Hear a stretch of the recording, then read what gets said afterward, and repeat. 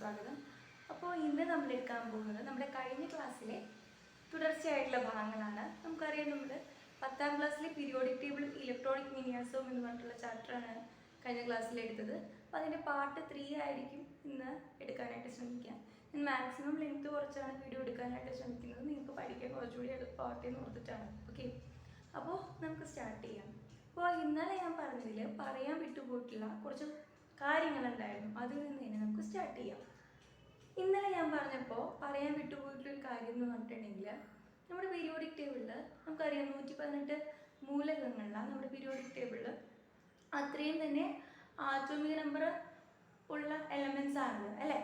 അപ്പോൾ ഓരോ നമ്മുടെ ആറ്റോമിക് നമ്പറിൻ്റെ അല്ലെങ്കിൽ ഇലക്ട്രോണുകളുടെ എണ്ണം കൂടുന്തോറും നമുക്കത് സബ്ഷൽ ഇലക്ട്രോണിക വിന്യാസമായാലും എഴുതാനായിട്ട് വളരെ ബുദ്ധിമുട്ട് അനുഭവപ്പെടും. കാരണം നിങ്ങളൊന്ന് ആലോചിച്ച് നോക്കുക, 1:2:2 വെച്ചിട്ട് ഒരു വളരെ വലിയൊരു മൂലകത്തിൻ്റെ ഇലക്ട്രോൺ വിന്യാസം സബ്ഷൽ ഇലക്ട്രോൺ വിന്യാസം എഴുതാൻ പറഞ്ഞാൽ നമുക്ക് ഒത്തിരി ടൈം കൺസ്യൂമിങ് ആണ്, മാത്രമല്ല ബുദ്ധിമുട്ടും കൂടിയുള്ള നേരിടുന്ന ഒരു കാര്യമാണ്. സോ അത് എളുപ്പമാക്കാൻ വേണ്ടിയിട്ട് നമുക്ക് ചെയ്യാൻ പറ്റുന്നത് എന്താണെന്ന് വെച്ചിട്ടുണ്ടെങ്കിൽ, ആ മൂലകത്തിന് തൊട്ട് മുന്നേ വരുന്ന ഒരു അലസവാതകം എടുക്കുക. എന്നിട്ട് അതിനെ നമ്മൾ ബ്രാക്കറ്റിലിട്ട് തുടർന്നുള്ള ഇലക്ട്രോൺ വിന്യാസം എഴുതിയാൽ മതിയാവും. അപ്പോൾ ഞാൻ നിങ്ങൾക്ക് എങ്ങനെയാണ് എക്സ്പ്ലെയിൻ ചെയ്ത് തരാം. അപ്പോൾ നമുക്കറിയാം സോഡിയം 11 ആണ്. ഇപ്പം ചെറുത് വെച്ചിട്ടാണ് കാണിച്ചത്. സോഡിയം 11 ആണ്. സോഡിയത്തിന് തൊട്ട് മുന്നേ ഉള്ളത് നിയോൺ ആണ് അല്ലേ. നിയോണിൻ്റെ നമ്പർ എത്ര? ആറ്റോമിക് നമ്പർ 10 ആണ്. അപ്പോൾ നമ്മൾ 1:2:2 അങ്ങനെ നിരത്തി പിടിച്ച് എഴുതുന്നതിന് പകരം 10 വരെയുള്ള ഇലക്ട്രോണിക് കോൺഫിഗറേഷൻ നിയോൺ സാറ്റിസ്ഫൈ ചെയ്യുമല്ലോ. അപ്പോൾ നിയോൺ ബ്രാക്കറ്റിലിട്ട് പിന്നെ ഒരു ഇലക്ട്രോണും കൂടി ഉണ്ട്, അത് 3s1 വരുന്നത്. അപ്പോൾ 3s1 ഇട്ടാൽ മതി. ഇവിടെ നിയോണിൻ്റെ ഇലക്ട്രോൺ വിന്യാസം നോക്കിക്കോളൂ. 1:2:2:6 അല്ലേ, അതായത് 10. പിന്നെ ഒരു 3s1 കൂടി വന്നതാണ് നമ്മുടെ സോഡിയത്തിൻ്റെ ആവാം.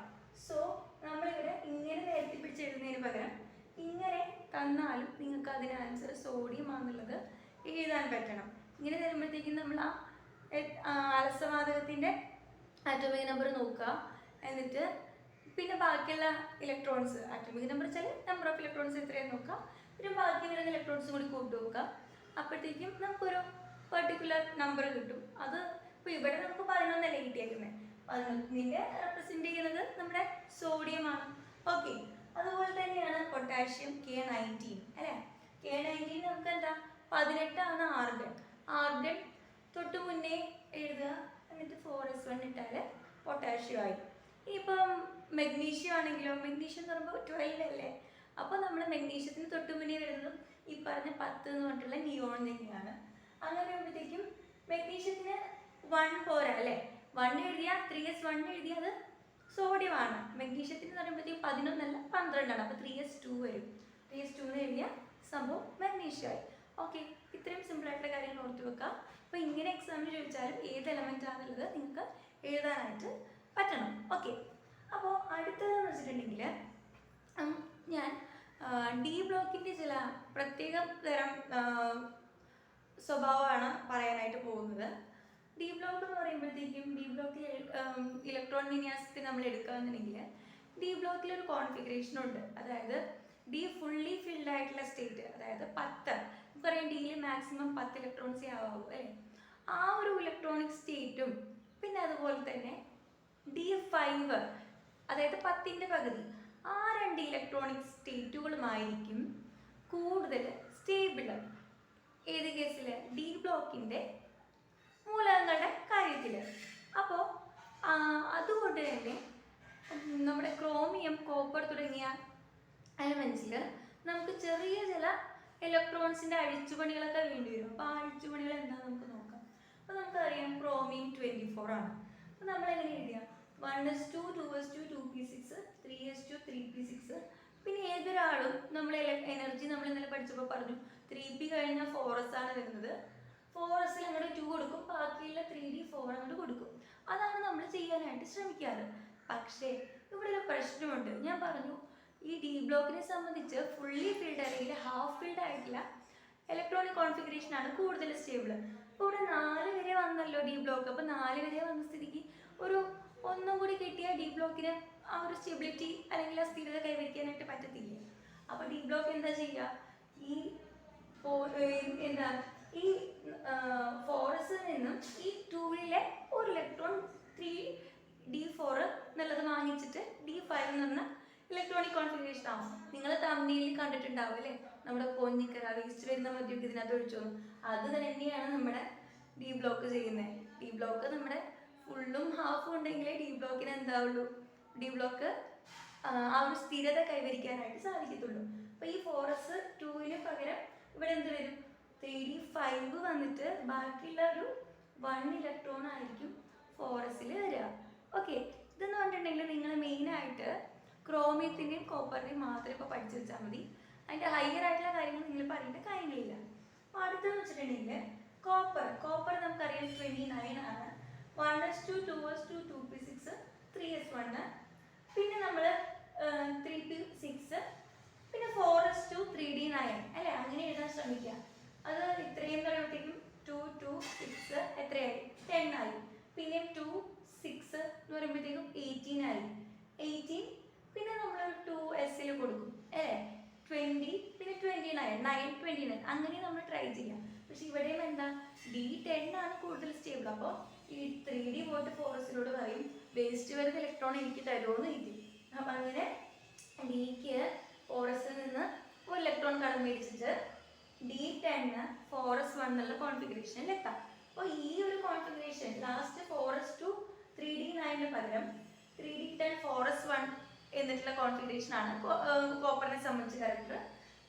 ക്രോമിയത്തിനാണെങ്കിലോ ഇത്രയും സെയിം ആയിരിക്കും അല്ലേ ആദ്യത്തെ, പക്ഷേ ഈ 4s1ലും 3d5 4s1 3d5 ആയിരിക്കും ഫൈനലി ഉള്ള ഒരു എന്ത് ഇലക്ട്രോണിക് കോൺഫിഗറേഷൻ. ഓക്കെ, ഇത്രയും കാര്യങ്ങൾ നിങ്ങൾ മനസ്സിലാക്കാം. പിന്നെ നമ്മൾ പറയുകയാണെങ്കിൽ ഈ ഇത് ഞാൻ നേരത്തെ പറഞ്ഞിട്ടുള്ള കാര്യം തന്നെയാണ്, സ്കാനിയത്തിൻ്റെ കേസിൽ പറഞ്ഞിട്ടുള്ള കാര്യം തന്നെയാണ്. ഈ ഡി ബ്ലോക്കിനെ സംക്രമണ മൂലം എന്ന് വിളിക്കാൻ കാരണം എന്താ, ഇതിൽ ഏറ്റവും വലിയ പീരീഡ് കണ്ടോ, ഈ ഏറ്റവും വലിയ സംഖ്യ ഏതാ, 4 ആണ്. 4s എന്ന് പറയുമ്പോൾ 4 ആണ് ഏറ്റവും വലിയ സംഖ്യ, അതായത് പീരീഡ് നമ്പർ അല്ലെങ്കിൽ ഷെൽ നമ്പർ എന്ന് പറയാം. അപ്പോൾ പീരീഡ് നമ്പർ 4ഉം, പക്ഷെ ലാസ്റ്റ് ഇലക്ട്രോൺസ് ഫിൽ ആവുന്നത് ഡിയിലാണ് കേട്ടോ, ഡിയിലാണ് ലാസ്റ്റ് ഇലക്ട്രോൺസ് ഫിൽ ആവുന്നത്. അപ്പോൾ അത് ഡി ബ്ലോക്കാണ്. അപ്പം 4ാമത്തെ പീരീഡിലുള്ള ഒരു സംഭവത്തിൻ്റെ ലാസ്റ്റ് ഇലക്ട്രോൺ 3ാമത്തെ ഷെല്ലിൽ, അതായത് അതിന് തൊട്ട് മുന്നത്തെ ഷെല്ലിലെ ഡി ഇലക്ട്രോൺസിലായിരിക്കും ഫിൽ ആവുക. അതിന് നമ്മൾ പെനൾട്ടിമേറ്റ് ഷെല്ലെന്ന് പറയും, അതായത് ലാസ്റ്റ് ഷെല്ലിന് തൊട്ട് മുന്നേ ഉള്ളത്. അതുകൊണ്ട് കൂടിയാണ് ഇവർ സംക്രമണ മൂല്യമെന്ന് വിളിക്കുന്നത്. ഓക്കെ, അപ്പോൾ നമുക്ക് അടുത്ത ചില വസ്തുക്കളിലേക്ക്. ഓക്കെ, അപ്പോൾ ഇപ്പോൾ നമ്മൾ പഠിക്കാൻ പോകുന്നത് ഇനി എസ് ബ്ലോക്കിനെ പറ്റിയാണ്. അപ്പോൾ എസ് ബ്ലോക്കിൻ്റെ കാര്യങ്ങൾ പറഞ്ഞുകൊണ്ട് പറയാം. നമുക്കറിയാം എസ് ബ്ലോക്ക് നമ്മുടെ പീരിയോഡിക് ടേബിളിൽ ഏറ്റവും ഇടതുവശത്തായിട്ട് കാണപ്പെടുന്ന 1ഉം 2ഉം ഗ്രൂപ്പുകൾ അടങ്ങിയതാണ് എസ് ബ്ലോക്ക് അല്ലേ. അപ്പോൾ എസ് ബ്ലോക്കിൻ്റെ പ്രത്യേകത എന്ന് പറഞ്ഞിട്ടുണ്ടെങ്കിൽ എസ് ബ്ലോക്കിലെ ഏതൊരു എലമെൻ്റ് എടുത്താലും അതിൻ്റെ ഗ്രൂപ്പ് നമ്പർ കണ്ടുപിടിക്കണമെന്നുണ്ടെങ്കിൽ അതിൻ്റെ ഇലക്ട്രോണിക വിന്യാസം എഴുതി കഴിഞ്ഞിട്ട് അതിൻ്റെ ബാഹ്യതമ ഷെല്ലിലെ എസ് സബ് ഷെല്ലിൽ എത്ര ഇലക്ട്രോണുകൾ ഉണ്ടെന്ന് നോക്കിയാൽ മതിയായിരിക്കും. ഓക്കെ, ഫോർ എക്സാമ്പിൾ ഞാൻ കാണിച്ചു തരാം. നമ്മുടെ സോഡിയത്തിന് 11 ആണ്. So 1s2 2s2 2p6 3s1. ഇതിൽ നമുക്കറിയാം ഏറ്റവും വലിയ പീരീഡ് അല്ലെങ്കിൽ ഏത് പീരീഡിലാണ് ഇത് കണ്ടാൽ നമുക്ക് പറയാൻ പറ്റും. 3rd പീരീഡിലാണ് അല്ലേ, ഏറ്റവും വലിയ ഷെൽ നമ്പർ 3 ആണ്. അപ്പോൾ 3rd പീരീഡിലാണ്. അതിൽ എസ് ഇലക്ട്രോണുകളുടെ എണ്ണം, അതായത് അതിൽ എസ് ഇലക്ട്രോൺ 1 ആണുള്ളത്. സോ ഫസ്റ്റ് ഗ്രൂപ്പാണ്. അപ്പോൾ മെഗ്നീഷ്യം ആണെങ്കിലോ, മെഗ്നീഷ്യം അതുപോലെ മെഗ്നീഷ്യം 12 ആണ്. 1s2 2s2 2p6 3s2. അപ്പോൾ 3 ആണ് പീരീഡ്. പിന്നെ അതിൽ ഉള്ള ബാഹ്യതമ ഷെൽ അല്ലെങ്കിൽ പീരീഡിലുള്ള ആ ഒരു എസ് അല്ലെ, എസ് ഇലക്ട്രോണുകളുടെ എണ്ണം 2 ആണ്. സോ ഗ്രൂപ്പ് നമ്പർ 2 ആയിരിക്കും. ഓക്കെ, അപ്പോൾ ബാഹ്യ എസ് സബ് ഷെല്ലിലെ ഇലക്ട്രോണുകളുടെ എണ്ണം ഗ്രൂപ്പ് നമ്പറിന് തുല്യമായിരിക്കും for s block elements. Okay, ഇത്രയും കാര്യങ്ങൾ മനസ്സിലാക്കാം. പിന്നെ എസ് ബ്ലോക്ക് എലമെന്റ്സിന് ലോഹ സ്വഭാവം വളരെ കൂടുതലായിരിക്കും. കാരണം അവർ ഇടതുവശത്താണുള്ളത് പീരിയോഡിക് ടേബിളിൻ്റെ. പീരിയോഡിക് ടേബിളിൻ്റെ ഇടത്തുനിന്ന് വലത്തേക്ക് പോകുമ്പോഴത്തേക്കും ആയിരിക്കും നമ്മുടെ ലോഹ സ്വഭാവം കുറയുന്നത് നമുക്ക് കാണാനായിട്ട് സാധിക്കുന്നത്. അതുപോലെ തന്നെ ഇലക്ട്രോൺ നെഗറ്റിവിറ്റി കുറവും അയോണിക ഊർജ്ജവും അവർക്ക് കുറവായിരിക്കും. ഓക്കെ, അപ്പം ഈ ലോഹ സ്വഭാവം, ഇലക്ട്രോൺ നെഗറ്റിവിറ്റി, അയണീകരണ ഊർജ്ജം ഇതിനെയൊക്കെ പറ്റിയിട്ട് ഞാൻ ഡീറ്റെയിൽ ആയിട്ടൊരു ക്ലാസ് ഇട്ടിട്ടുണ്ട്. പറ്റി ഞാൻ അതിൻ്റെ ലിങ്ക് ഡിസ്ക്രിപ്ഷൻ ബോക്സിൽ ഇടാനായിട്ട് നോക്കാം. അല്ലെങ്കിൽ നിങ്ങൾ പ്ലേ ലിസ്റ്റ് ഓപ്പൺ ചെയ്ത് നോക്കിയാലും മതിയാവും. 9ാം ക്ലാസ്സിലെ ഒരു പാർട്ടാണ് കേട്ടോ. ഇതൊന്ന് പാർട്ട് 3 ആണെന്ന് തോന്നുന്നു. ഞാൻ ഏതായാലും പറ്റിയാൽ ലിങ്ക് ഇടാനായിട്ട് നോക്കാം. അപ്പോൾ അത്രയും കാര്യങ്ങൾ നിങ്ങൾ മനസ്സിലാക്കുക. ലോഹ സ്വഭാവം വളരെ കൂടുതലായിരിക്കും. അയനീകരണ ഊർജ്ജവും ഇലക്ട്രോൺ നെഗറ്റിവിറ്റിയും വളരെ കുറവായിരിക്കും എസ് ബ്ലോക്ക് എലമെന്റ്സിന്. പിന്നെ ഇവർക്ക് ഫോം ചെയ്യാൻ പറ്റുന്നത് അയോണിക സംയുക്തങ്ങളായിരിക്കും. നമുക്കറിയാം അയോണിക സംയുക്തമുണ്ട്, സഹസംയോജകം എന്ന് വെച്ചാൽ എന്താ, കോവാലന്റ് എന്ന് പറയും. അയോണിക സംയുക്തം എന്ന് പറഞ്ഞാൽ ഇലക്ട്രോണുകളെ വിട്ടുകൊടുക്കുകയും സ്വീകരിക്കുകയും ചെയ്യുന്നതുകൊണ്ട് ഉണ്ടാകുന്ന കോമ്പൗണ്ട്സ്, നമ്മുടെ ഈ NaCl ഒക്കെ പോലത്തെ. എന്നാൽ സഹസംയോജക ബന്ധനം എന്ന് വെച്ചിട്ടുണ്ടെങ്കിൽ കോവാലന്റ് ആണ്. അവിടെ ഏകദേശം ലാസ്റ്റ് ഇലക്ട്രോൺസ് ഒരു 4 ഉണ്ടാകുമ്പോഴാണ് നമുക്ക് ലാസ്റ്റ് ഷെല്ലിൽ 4 ഇലക്ട്രോൺസ് ഒക്കെ ഉള്ളപ്പോഴാണ് സഹസംയോജക ബന്ധനം സാധ്യമാവുന്നത്. എന്ന് വെച്ചിട്ടുണ്ടെങ്കിൽ ഷെയറിംഗ് ആണ് നടക്കുക സഹസംയോജക ബന്ധനത്തിൽ. അപ്പോൾ നിങ്ങൾക്ക് അത് വേണ്ട, ജസ്റ്റ് അറിയാം അയോണിക ബന്ധനം എന്താണെന്ന് അറിയാം. ഇലക്ട്രോൺ വിട്ടുകൊടുക്കലും വാങ്ങലും ചെയ്യുന്നത് മൂലം ഉണ്ടാകുന്ന കോമ്പൗണ്ട്സ് ആണ് അയോണിക സംയുക്തങ്ങൾ. അപ്പോൾ അതായിരിക്കും എസ് ബ്ലോക്കിനെ ഫോം ചെയ്യാനായിട്ട് സാധിക്കുക. ഇത്രയും കാര്യങ്ങൾ മനസ്സിലായല്ലോ. പിന്നെ ഇവയുടെ ഓക്സൈഡുകളും ഹൈഡ്രോക്സൈഡും ബേസിക് സ്വഭാവമുള്ളതാണ്. വളരെ ഇമ്പോർട്ടൻ്റ് ആണ്. എക്സ് ബ്ലോക്കിൻ്റെ ഓക്സൈഡ്സും ഹൈഡ്രോക്സൈഡും ബേസിക് സ്വഭാവമുള്ളതാണ്. ബേസിക് സ്വഭാവം എന്ന് പറഞ്ഞാൽ ആൽക്കലൈൻ സ്വഭാവം. ഇത് ആൽക്കലൈൻ മെറ്റൽസും ആൽക്കലൈൻ എർത്ത് മെറ്റൽസും അല്ലേ. ഇവർ വെള്ളത്തിൽ വളരെയധികം വിഗറസ് ആയിട്ട് റിയാക്ട് ചെയ്തിട്ട് കുറേ OH അയോൺസിനെ, OH- അയോണിനെ പ്രൊഡ്യൂസ് ചെയ്യുന്നത്. അതുകൊണ്ടാണ് ഇവർക്ക് ബേസിക് സ്വഭാവം കൂടുതലാണെന്ന് പറയാനായിട്ട് സാധിക്കുക. അപ്പോൾ ഇതിൻ്റെ ഓക്സൈഡുകളുടെ ജനറൽ ആയിട്ടുള്ളൊരു ഫോം എന്ന് പറഞ്ഞിട്ടുണ്ടെങ്കിൽ ഫസ്റ്റ് ഗ്രൂപ്പ് ആണെങ്കിൽ X2O. അതിനൊരു എക്സാമ്പിളാണ് ലിഥിയം. അത് എക്സ് എന്ന് പറഞ്ഞിട്ടുണ്ടെങ്കിൽ ഫസ്റ്റ് ഗ്രൂപ്പിലെ എലമെന്റ്സിനാണ് കേട്ടോ ഇപ്പോൾ പറയുന്നത്. X2O എന്ന് പറഞ്ഞിട്ടുണ്ടെങ്കിൽ ലിഥിയം Li2O. ലിഥിയം ഓക്സൈഡ് നമ്മൾ എങ്ങനെ എഴുതുക, Li2O. അപ്പോൾ ഓർത്ത് വയ്ക്കുക. ഫസ്റ്റ് ഗ്രൂപ്പിലെ എലമെന്റ്സിന്റെ ഓക്സൈഡിന്റെ പ്രതീകം ചോദിച്ചാൽ Li2O ഓർത്ത് വെച്ചിട്ട് X2O. ഇനി സെക്കൻഡ് ഗ്രൂപ്പിലാണെങ്കിലോ XO, MgO അല്ലേ.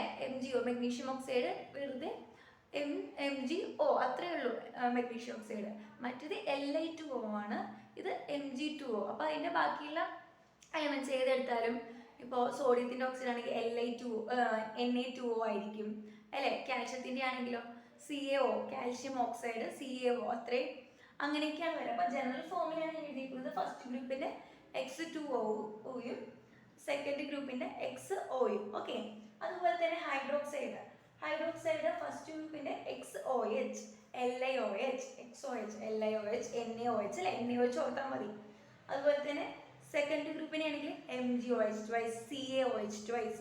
അപ്പോൾ ഇത് ഞാൻ കൊടുത്തിരിക്കുന്നത് ജനറൽ ഫോമിലാണ് കേട്ടോ, XiOH ട്വൈസ്. ഇത്രയും കാര്യങ്ങൾ മനസ്സിലാക്കാം.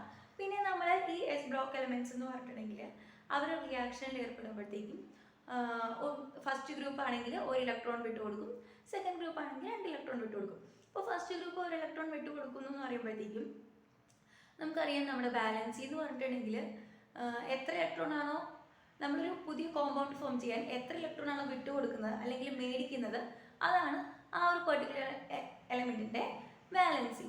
അത് തന്നെയാണ് ഓക്സിഡേഷൻ സ്റ്റേറ്റ് എന്ന് നമുക്ക് പറയാനായിട്ട് പറ്റും. പക്ഷെ ഓക്സിഡേഷൻ സ്റ്റേറ്റ് എഴുതാൻ നേരത്ത് നമ്മൾ എന്ത് എഴുതണം, നമ്മൾ ചിഹ്നം കൂടി, അതായത് പ്ലസ് ചിഹ്നമാണോ മൈനസ് ചിഹ്നമാണോ, വിട്ടു കൊടുക്കുകയാണെങ്കിൽ പ്ലസ് ചിഹ്നം, മേടിക്കുകയാണെങ്കിൽ മൈനസ് ചിഹ്നം, അതുകൂടി സ്പെസിഫൈ ചെയ്യാനായിട്ട് നോക്കാം. അപ്പോൾ ഒന്നാമത്തെ ഗ്രൂപ്പിൽ 1 ഇലക്ട്രോണിൽ റിലീസ് ചെയ്യുന്നത്, അതുകൊണ്ട് ഓക്സിഡേഷൻ സ്റ്റേറ്റ് എന്ന് പറഞ്ഞാൽ +1 ആയിരിക്കും. റിലീസ് ചെയ്യാണ് ചെയ്യുന്നത് അല്ലേ, മേടിക്കുകയല്ല. മേടിച്ചാൽ -1 ആണ്. ഇപ്പോൾ +1 ആണ്. +1 ഓക്സിഡേഷൻ സ്റ്റേറ്റ്, വാലൻസി 1. രണ്ടാമത്തെ ആണെങ്കിലോ +2 ഓക്സിഡേഷൻ സ്റ്റേറ്റ്, അതുപോലെ 2 വാലൻസി. ഓക്കെ. അപ്പോൾ ഇത്രയും കാര്യങ്ങളൊക്കെയാണ് എസ് ബ്ലോക്കിനെ പറ്റി നമുക്ക് പഠിക്കാനായിട്ടുണ്ടായിരുന്നത്. ഓക്കെ. അപ്പോൾ ഇത്രയും കാര്യങ്ങൾ നന്നായിട്ട് പഠിക്കുക. അടുത്ത ക്ലാസ്സിൽ വീണ്ടും കാണാം. അതുവരെയ്ക്കും ബൈ.